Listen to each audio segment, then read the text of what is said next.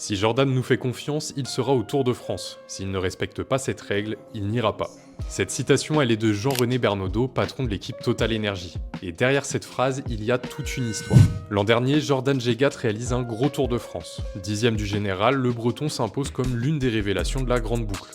Cette année, il revient petit à petit après une grosse blessure et il a quand même gagné à Besançon pour sa reprise. Sauf que son équipe Total Energy, elle traverse une période compliquée. Le sponsor titre quitte le navire à la fin de la saison 2026 et l'équipe pourrait être amenée à disparaître. Dans ce contexte, c'est difficile pour les coureurs de ne pas regarder ce qui se passe ailleurs. Gégat l'admet lui-même, c'est assez lourd mentalement, au début de saison je n'avais même pas encore couru qu'il y avait déjà des rumeurs de transfert. Et justement, Lidl Trek, une des plus grosses équipes du peloton, lui aurait proposé un contrat pour les 4 prochaines saisons.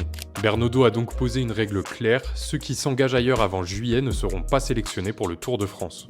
Sa logique, eh bien il a besoin que ses leaders soient là, investis pour attirer des futurs partenaires. Le truc c'est que pour Gégat c'est un choix vraiment difficile. D'un côté le Tour de France, la plus grande course au monde, là où il s'est révélé, de l'autre, sécuriser son avenir dans une des meilleures équipes du monde.